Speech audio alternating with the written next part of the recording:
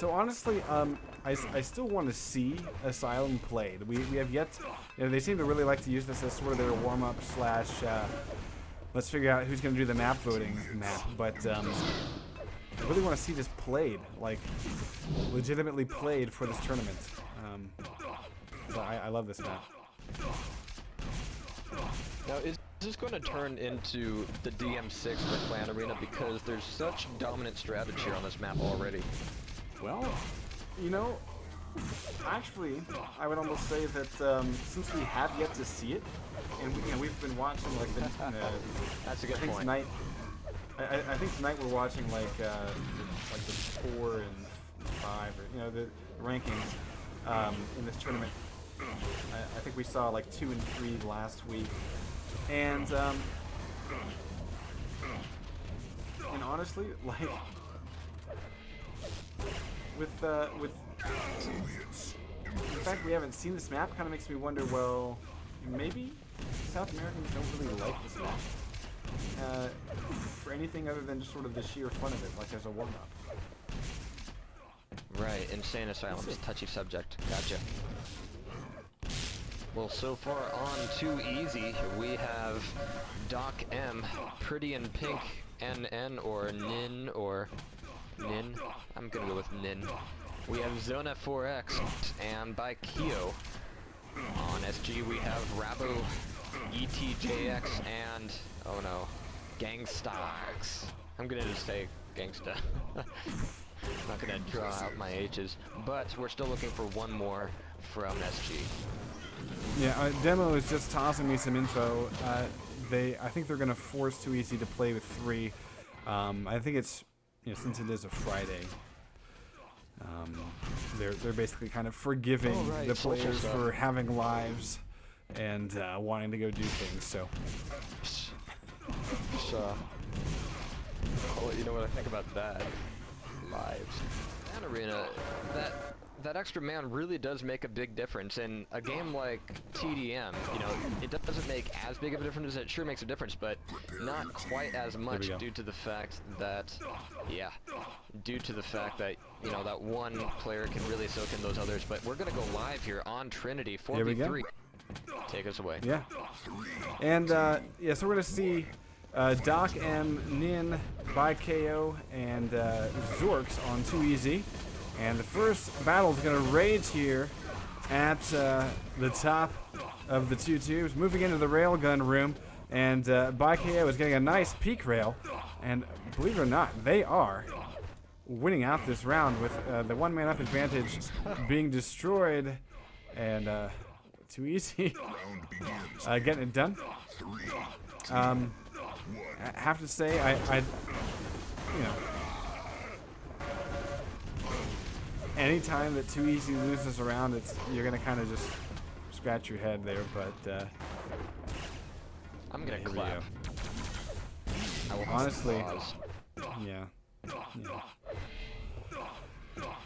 Okay, so, but let's despite the 4v3 situation here, let's try to do this right. We got Too Easy. They like to set up in the 2 tubes room. By KO, surprisingly, they did not chase him down. He's all by himself. And final survivor for SG going to be Rabo. And he's got to go up against 4. He's managed to pull it within 3. He's got 100 health, down to 73, and dodging rails back and forth. He will finally be pulled down by Doc. 3 rounds up. That was going to be a round of attrition for him there. That wasn't going to happen. 2, 1, fight. Now right now Doc here throwing out grenades. Now these guys so far, Too Easy is wanting to stick to the main atrium, but right now we see Doc poking his head around the corner, looking and expecting people to be in the red armor room. Not seeing anybody though. He's not getting a lot of action, but no worries because that means that he's going to have plenty of health left over if it comes down to that. But right now we're looking at a 3v3, and let's see how much damage that got taken up by that extra man. But right now, Too Easy still on top. Kill. Really has a height advantage here. Oh, jeez. Yeah, that was a really, really dominant position for Too Easy there. Yeah. And they've been able to use their extra man advantage consistently for all 4 rounds. We're moving into round number 5. And I'm going to go watch SG at the start of this. We got Raybo trying to join his teammate, walking into all 4. Able to pull down by KO, though. Before he gets pulled down by Doc. Doc getting it done. 2-2. So this is the first chance we might have for a win for SG if we can see Doc put away here. No, he will not be. And ETJX getting stuffed. We didn't really look at SG's lineup. They got Raybo, ETJX, and Gangsta. I'm gonna go watch Gangsta.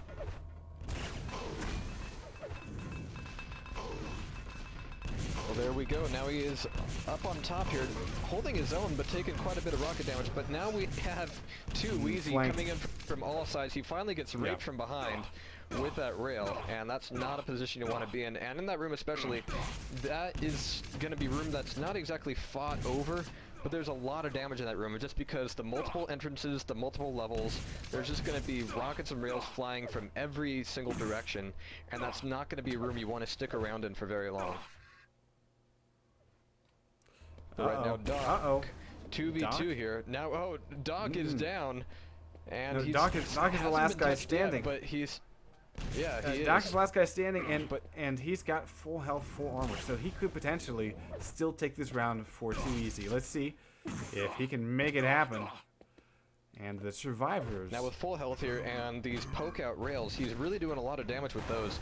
And he's moving in such a way that he's not going to get ambushed that easily. Right. There they come. Nice rail from below there. That was going to soak up a bit of that. But there he is, using the rocket jumps to his advantage, getting away from there, and really keeping this a situation where he can open this up. Now, he finally goes down due to the LG. SG finally takes a round. Bravo. Yeah, that is impressive as balls, considering they start every single round with a man down disadvantage. So I'm going to watch Reba as he joins up with his team completely at the rocket launcher spawn, if you ever played this in Team Deathmatch. Now down below here, they've had to, and here they come, death from above. Everybody dropping in at once. That was a beautiful coordinated dive. Raybo, the last one standing here, and 3-on-1 with the LG. He's going to go down real fast. Round begins in 3, 2. So I think it's, kind of obvious that 2EZ is going to take this, but I am pretty impressed. I mean, if SG can get another couple of rounds on this, just the sheer difficulty of doing this. I mean, right now it's almost like SG is playing, public clan arena where you always get that one jackass that hops on the winning team and that's me. It imbalances the teams. Well, yeah, it's one of those things. Like whenever, I haven't played in like a month and a half, but whenever I do play, I try to take a look at the teams, and like if I do ever imbalance the teams, I'm doing it to favor the team that's already losing. Or something like that. So 6-2 is the current round. Time. Yep. Oh wow, they actually took one there while we weren't paying attention. And bad casters. Well, I guess sort of the way I see it is, I don't really care about my full Quake Live stats or whatever. So, great shot! That was a beautiful shot through the slats, getting it done. 2EZ sweeps that round 4-0. 7-2 is the current round score. But yeah, I got into the habit where I'll just keep switching teams throughout the course of the game now. I don't give a shit about whether I lose. Well, definitely been out 2EZ here by Keo. Definitely getting it up the bum with that LG. Now he's making another stab here, wanting to throw out some rail across there. Peeking out now, I like this, using the angles to his advantage, hoping that his teammate flushes him out. Balls. But damn. I'm glad I switched over to that because even though he went down, he took 2 friends with him. Fantastic. Oh, wow. That's a 1-on-1 situation. Now we have a 1-on-1 Raybo on Nin. Nin is the one with the disadvantage here. He's on top with the rail, looking for all those entrances, looking for him to come